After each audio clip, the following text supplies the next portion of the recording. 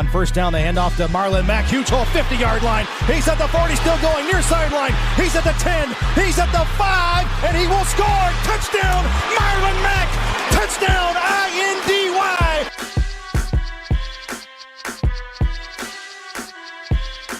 And again, it's picked off. It's Darius Leonard. Leonard with his second INT, and he's streaking down the near sideline. He's at the 40. He's at the 30. He's at the 20. He's going to go. A pick six for the Maniac. Horseshoe is back, baby. The horseshoe is back. What is going on, Colts Nation, and welcome back to another episode of the Bring the Juice Colts podcast. I'm your host, as always, Cody Felger. Derek's still not feeling well, so my friend Andrew Thomison, who's a good friend of the podcast, essentially our third host, joins us. Andrew, thanks for coming on, man. How are you feeling, man? Colts host the Bengals at home. Well, I appreciate you having me on, as always. And they do host the Bengals at home, and I think this is probably one of the bigger matchups of the season. You're coming off of a pretty disappointing loss, especially offensively, and so this is certainly a game that is certainly one that the Colts need in their books heading into the bye week. Yeah, absolutely. And if you haven't noticed, we're trying something a little bit different today. Where normally we do a pre-recorded show type of thing, but it just didn't work out with finding somebody this week. So we're going to try the live version this time, but still going to be the same kind of statistics for you guys, same kind of breakdown like we normally do. And Andrew, before we dive into this game, just want to let our viewers know that we are both going to be at this game together.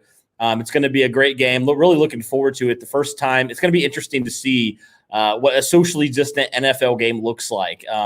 Man, but I'm so excited for this game. I'm so excited to get back into Lucas Oil Stadium. It's one of my favorite venues in the NFL. I've been to a couple different ones, and none compare to Lucas Oil Stadium, in my opinion. Yeah, no, for me, I haven't been to a Colts game since 2017. So it's been a while, and I'm excited to tag along with you and a couple other friends and enjoy the game, you know. Yeah, and hopefully it's a good game, but also hopefully we're hoping for a Colts victory, especially after that stinker of a loss last week. I mean, that was rough, man. We were talking about it in the post-game recap last week, just how rough that was, man, from start to finish. It was just such an emotional roller coaster up and down so much. And so, you come off that and now you're facing the Bengals, who pretty much got their lunch handed to them in terms of the game last week against the Baltimore Ravens. I mean, they scored, I believe, 3 points total in that whole game. And we know Baltimore is a really good team, but, man, they got absolutely destroyed by the Baltimore Ravens. But the Baltimore Ravens do that to a lot of teams. So, right now the Colts sit at 3-2. And the Bengals, I believe, have won one game so far. So I guess we can start here with your initial thoughts on this opponent for the Colts, the Cincinnati Bengals, back-to-back weeks facing an AFC North opponent. Give me your rundown on the Bengals.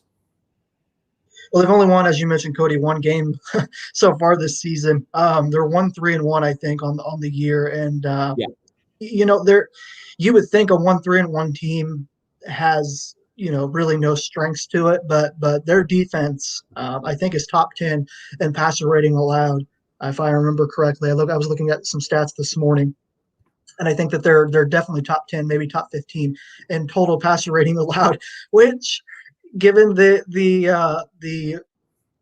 play of Phillip Rivers from last week, given how careless he can be sometimes with the football, that does scare me a bit. The injuries at receiver certainly is something that notable, has been for the last several weeks. And when you're playing a defense, especially a secondary that's as fundamentally sound as the Bengals seem to be over these first 5 weeks, it's certainly notable, and it's certainly something to keep an eye on in this game. Yeah, for sure. So what's your overall thoughts, Ben? We'll start kind of with this Colts offense. I know you mentioned it's been struggling a lot, and specifically, the passing game. The passing game has really struggled so far to get things going. Maybe not in terms of necessarily yards per game, but just efficiency. They have not been good at all. They have struggled in a lot of different areas. I mean, right now you think about it, the Colts are 31 of 60, so just a little bit over 50%. Getting third downs, that's obviously not good, and then, just overall, it hasn't been a great thing for this Colts offense. They've turned the ball over, especially last week, turned the ball over a few times, essentially gave the Browns 9 points in that second half, just in their passing game alone off of the interception and also the safety. So what's your overall take on this Colts passing attack? And man, what do you think they need to do in order to get this thing going here in week number 6? Because it's struggled so far. Well, I think whatever they need to do, they need to do it fast, because your defense is playing at a high level. You're arguably, I think, a top. Well, I shouldn't say arguably. I think statistically speaking, they're a top 5 defense, certainly top 3. I think, just given their performance through the first 5 weeks. Offensively, I mean, you mentioned it, the struggles in the running game, the less than 4 yards a carry. I think they're at 3.8 or less, which ranks, I think, bottom of the league, 28th or 29th. The struggles with converting in the red zone. I mean, we saw that again last week. They had a great opening drive, or first drive touchdown with that creative play, as we mentioned in last week's post-game breakdown, to Jonathan Taylor. And then after that, it was pretty much it went downhill from there offensively. The running game, picked up a little bit, 5 yards a carry for Jonathan Taylor, but the passing game was just, like you mentioned, Cody, over these first 4 or 5 weeks, just awful. It hasn't been good. Since the absence of Paris Campbell, since the absence of Michael Pittman Jr., it's been a weakness for this team all season long. And Mo Alley-Cox showed up on the injury report these last few days. He has not practiced, according to the Colts website, for these last few days, which is certainly something to keep our eye on going into tomorrow. But they didn't really use him much last week, and the hope was that maybe coming into this week he would be utilized a bit more. But obviously, there's a chance that he probably doesn't play on Sunday, and so that means other guys like Jack Doyle and Trey Burton have to step up. And this offense has to find a way to be more consistent, not only down in the red zone, but just overall. Yeah, I mean, they certainly will be missing Mo Alley-Cox if indeed he does not play. I mean, that's a big loss, especially in the red zone, like you mentioned. And the Bengals, aren't too bad in terms of stopping the pass. I mean, you look at them, overall, they're actually, so you could take this as you will, but they're actually, passing for more yards than they're allowing right now. So that's significant. But the one thing that I wanted to talk about, and something that the Colts know that they have to do in order to help Phillip Rivers, because he's been turning the ball over a lot. And, I was thankful that Frank Reich kind of came back and admitted his mistake when he was really hardcore defending Phillip Rivers in his performance. And it just didn't look good. And we called him out for it. And I was glad that he kind of backtracked a little bit on that. But, he said, the Colts need to get their running game going in order to help this offense out. And the Bengals right now, I mean, they're not too great, I would say, against the run right now. They're allowing 795 total yards so far throughout 5 weeks, almost 200 to 300 yards more than they are rushing for right now. So how do you think the Colts need to get this running game going? What do they need to do in order to get Jonathan Taylor going early and to help Phillip Rivers in this really struggling passing offense so far? Well, I think first off, you mentioned you have to get Jonathan Taylor going, and you got to get him going early. You're going against one of the worst rushing defenses in the entire NFL, as you just mentioned. Jonathan Taylor last week, as I mentioned earlier, had 5 yards a carry. And the Colts sort of went away from it for whatever reason. They sort of, as we mentioned last week in the postgame interview, Frank Reich has preached right in the hot hand, and he sort of, fell off that towards the third and fourth quarter of last week's game. And I think in order to help Phillip Rivers out and this offense out, especially if you're missing key components rather, like Mo Alley-Cox, like Michael Pittman Jr., and obviously Paris Campbell, you have to get it going by first getting the running game establish a solid ground game, similar to what we saw maybe against the Vikings at home just a few weeks ago. And that'll open up things in the play action department. And I'm honestly, Cody, I'm looking for more screen game. I mean, the Colts have had success in years past, these last couple of years, when running different screens, whether it's to Hilton on the outside or to Hines out of the backfield or what have you. Even Jonathan Taylor in week 1 took, I think, a pretty good screen pass for a good 30 or 40-yard game. So, and they haven't really done much of that in the last few weeks. Now, granted, they've played better defenses than, Jacksonville and Cincinnati, but I think that is certainly something that we should maybe look out for in Sunday's game. Hopefully that's something they'll implement into their game plan. Yeah, and it certainly will help with having Anthony Costanzo back. It looks like it's trending towards him coming back. He missed last week's action with a rib injury. He was a full practice on Thursday. which is certainly a good sign. And also he was, a limited practice on Wednesday as well. So he's practiced back-to-back days. Certainly looks good and trending up for him. I think the big thing the Colts need to do, it's not that they've been really struggling in the run game, especially Jonathan Taylor. I mean, last week, we see that in the second half, and this is why we were so baffled for how the Colts kind of went about it when they kind of went away from the running game. He was averaging almost 5 yards per carry last week against the Browns. So I think what the Colts need to do is they need to stay with that, ride the hot hand a little bit more. And it was just confusing why they didn't do that. And certainly getting Costanzo back will help in that department. One of the better left tackles in terms of run blocking.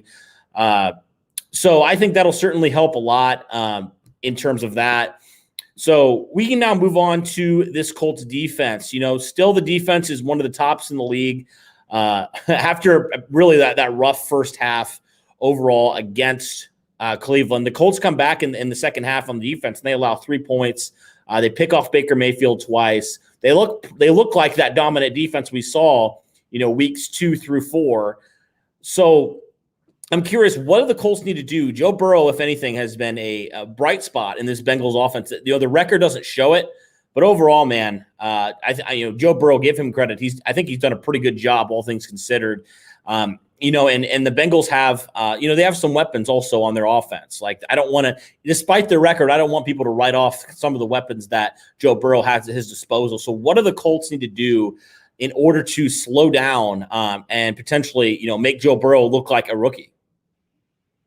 Well, I think you sort of follow a similar game plan to Baltimore's last week, and you find a way to get home with 4. And that's certainly something that we saw that the Colts didn't really do, up until the last second half, rather, of the game last week. And this is an atrocious Bengals offensive line. They gave up 7 sacks last week. That's the second time throughout the 5 games this season that they've surrendered 7 sacks. And so you have guys like DeForest Buckner, Ben Banigou. You have guys like Tyquan Lewis and Al-Quadin Muhammad, the guys that have to show up, especially your stars, the guys that you're paying, the guys that you expect to see more out of, the DeForest Buckners and the Tyquan Lewises, the guys that you expect to show up and have big games. They need to be able to get home with 4, make Burrow uncomfortable, keep him inside the pocket. That's the other thing, Cody, is Burrow is sneaky mobile. He can get out and, similar to Darnold, extend the play with his feet like we saw against the Jets in that first drive where Darnold got out and made some really athletic plays with his feet. Burrow can do the same. And as you mentioned, he has some pretty unique weapons at his disposal. T. Higgins, Tyler Boyd, John Ross, just to name a few. And so the Colts is certainly one of the tougher defenses in the NFL, and they need to make it even tougher on this Bengals offense by keeping him inside the pocket and making him uncomfortable.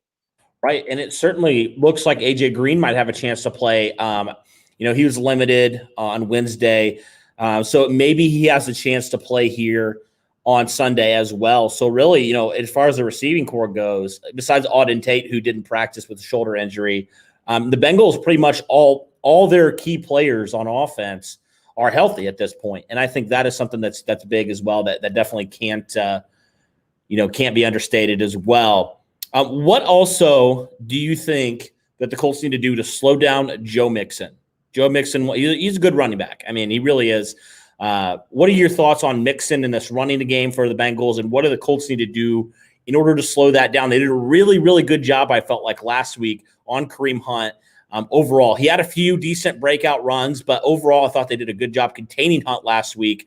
He didn't hit 100 yards, and the Browns came in red hot, over 200 yards per game, and the Colts did a really good job, I felt like, limiting this Browns elite running attack. So what do the Colts need to do in order to slow down Joe Mixon and kind of continue this good trend they have right now against the run?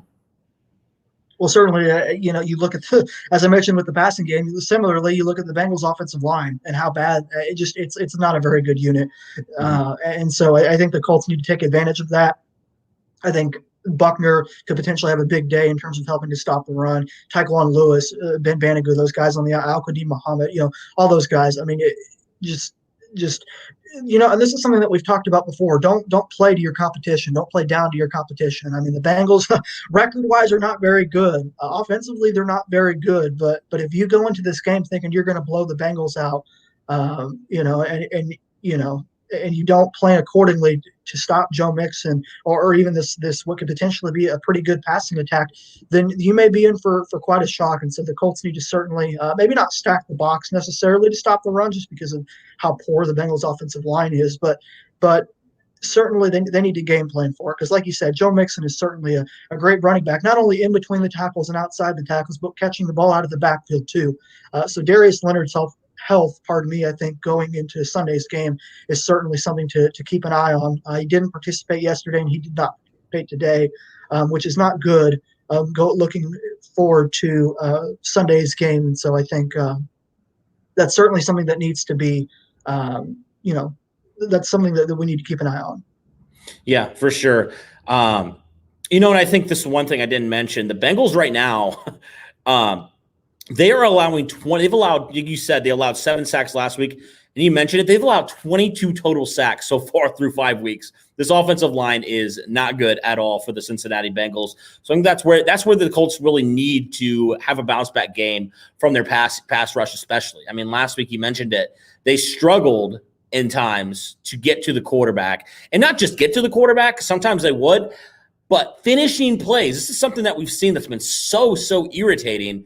You can get pressure on the quarterback, but you can't take him down.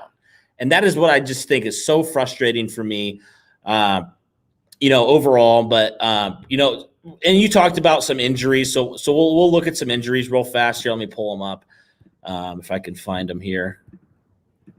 But there are some significant injuries. So we'll start with the Bengals. Geno Atkins, he didn't practice on Wednesday. He was limited participant on Thursday. Carlos Dunlap, he was a full participant on Thursday as well. Darius Phillips was a full limited participant, on Thursday. Sam Hubbard did not participate. He is ruled out. So he's the only player in this game so far that has been ruled out as of Thursday. I mentioned Auden Tate already. He's shoulder. He did not practice. Mackenzie Alexander, limited practice. Giovanni Bernard, AJ Green, Joe Mixon. Joe Mixon, I should say, did not practice, but the other two were limited practice.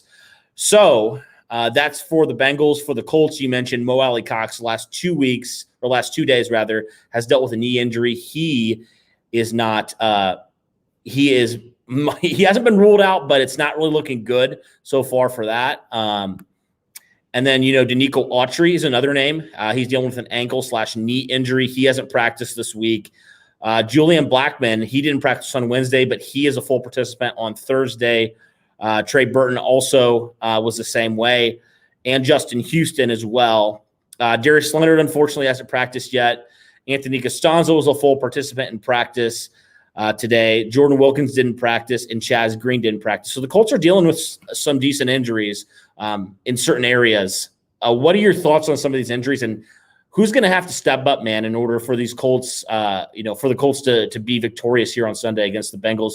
Yes, you talked about, an inferior opponent on paper, but we've seen the Colts sometimes play down to some competition, and it's bit him in the butt. Last year, the Miami Dolphins was a great example of that. Tampa Bay even. There were some different ones where the Colts really played down to competition. It was very baffling why they did that. But due to all these injuries, with some of those key players potentially being out, who needs to step up in your mind in order to keep this game under control? Well, I look to a guy like T.Y. Hilton, and I think they're going to have Cincinnati, their best corner, William Jackson, a former first-round pick, lining up across number 13, and we've mentioned this, and so have so many others that have watched the Colts. Hilton has not looked the same since week 1.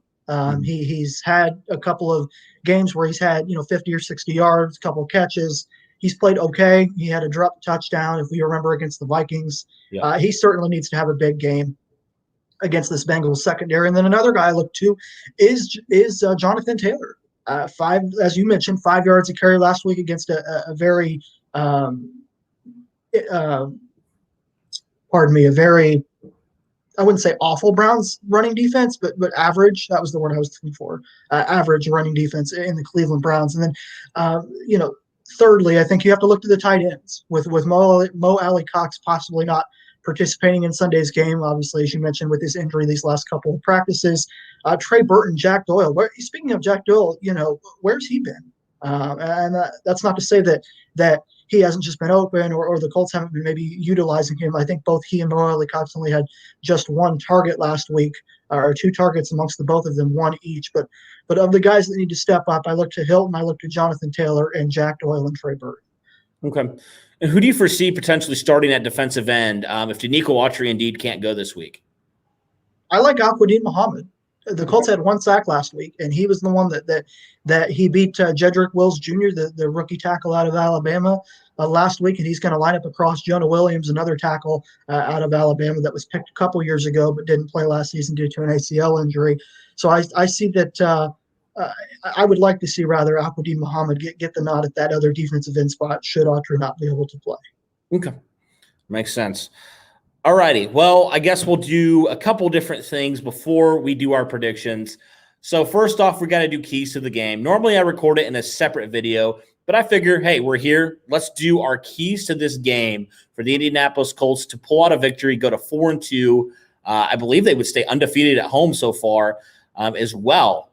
So what do you think the Colts need to do in order to do that, Andrew? What are your 3 keys to this game? Well, first and foremost, I think you have to establish the run and establish it early. This offensive line, for as much credit as we've given it, has not performed well, particularly in that department. So you certainly have to step up your game against a very average Bengals defensive line, especially with the injuries to Geno Atkins and Carlos Dunlap, 2 of the better defensive players in the NFL. And secondly, and this is something that we just briefly talked about, but I'll bring it up again, T.Y. Hilton has to show up, especially on big third downs. He certainly has to have it. It's about time that he has one of those breakout games, those 6-8 catches, 100+ yards, touchdown, maybe even 2. It's time. It's been a while. He hasn't looked like himself. He certainly needs to step up. And then third, and I think most importantly, make Joe Burrow uncomfortable. Don't let him Sam Darnold you and get outside the pocket and throw for a crazy touchdown on the run, because you can't tackle him in the backfield. Like I said, this is a very poor Bengals offensive line. As you mentioned, giving up 22 sacks already this season, 7 sacks throughout those 5 games, let up twice rather throughout those 5 games. And so if I'm the Colts, you establish the run game early, you establish your dominance on the offense, you get T.Y. Hilton involved early, and you let your defense wreak havoc on the rookie quarterback. Yeah.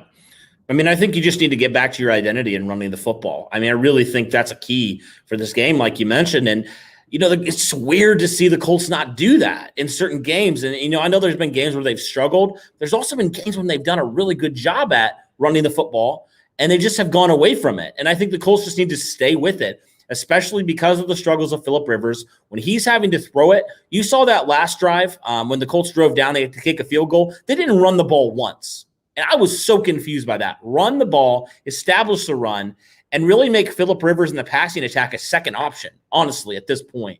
And that's what they brought him in to do, and I'm confused why they haven't used him in that way, quite honestly. And I know he hasn't been perfect, and I won't, we've talked about this already in length, so I won't go into that. But overall, yeah, I think they definitely need to establish the run. That's my biggest key for this game. Obviously, the sacks will come, I believe, but you got to make sure you're finishing them off. And you just can't give Cincinnati any sliver of hope at all. You have to basically do what you're predicted to do and beat them pretty soundly.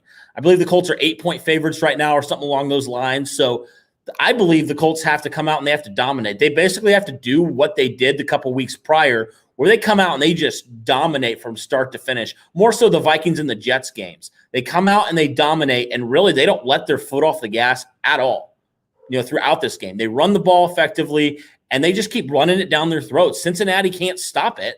So why don't you run it? And so that's what I see. It all feeds into each other, but I think that is what the Colts need to do, definitely. And also you mentioned getting this passing attack alive. It is, I would say, a zombified passing attack at this point. I mean, it has done nothing. It's pretty much been dead at this point in the season. And so you just got to get that up to par in terms of not so much passing yards, but just effectiveness. You need to be more effective in passing the football in certain situations. And I guess that'll kind of lead me to my 3A, if you will.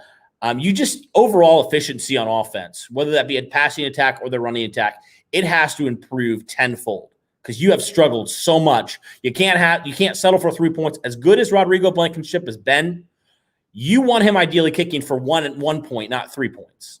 And the Colts so far, I see some people posting like, okay, Rodrigo Blankenship's the leading scorer in the NFL, which is great. But I kind of look at that as like the Colts offense has been flat out terrible in the red zone, and they've forced him to kick it a lot. So no doubt he's going to be one of the top scorers in the league. So yes, red zone and third down are huge. And, it's not so much – I'm not so much looking for the bulk passing yards as them just being efficient. That's what I'm looking for.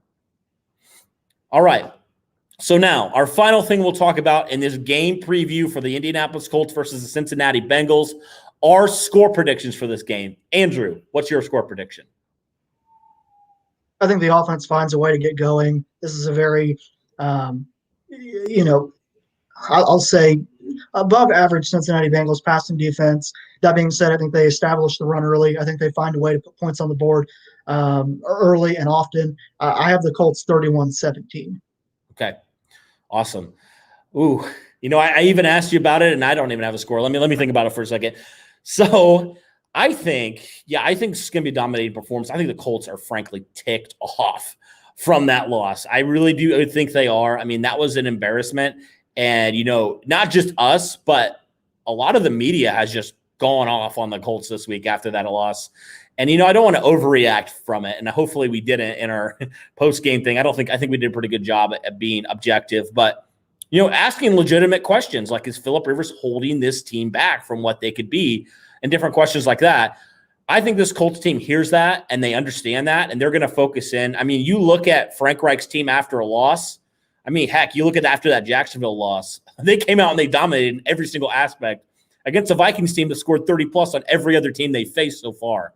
So for that reason, I'm going to go Indianapolis Colts 34, Bengals 10. I really think the Colts are going to come out and dominate. And I even think that 10 points might be garbage time like we saw in the Minnesota game and even that Chicago game as well. I think this Colts defense is going to and they clean stuff up after that first half. I think they're just going to come out and they're going to dominate. You mentioned that awful offensive line. This Colts defensive line is too good to not consistently be attacking Joe Burrow, and he's going to be on the ground. His jersey is going to be dirty after this game. I really have a feeling that the Colts defensive line is going to be able to provide that. And I'm excited to see, potentially Al-Qadim Muhammad or whoever steps in to that defensive end role. I'm excited to see them in a more extended role.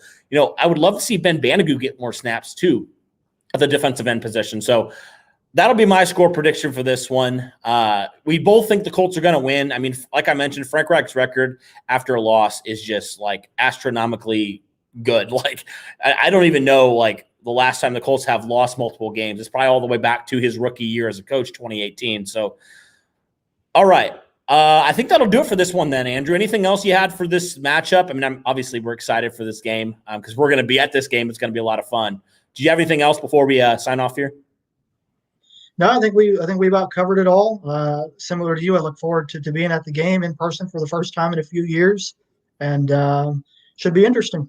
Yes, it should. And for those of you who are in here, about 40 people right now, thank you so much for tuning in. Hope you enjoyed this thing. And if you're listening to this video, whether live or whether you're just listening to it, wherever you are, be sure to hit the like button. Be sure to subscribe because we want to bring you awesome action. And on Sunday, we're going to have that pregame thing. Obviously, since I'm not going to be at the game, and I don't know if Derek, or I'm going to be at the game, and I don't know if Derek will be or not, depending on how he feels. There probably won't be a live game stream this week, but there still will be a game preview and probably a post-game thing whenever we put that on. So I'll be sure to check those out. But thank you guys so much. As always, we really, really appreciate it. Be sure to like and subscribe like I just mentioned. And as always, go Colts.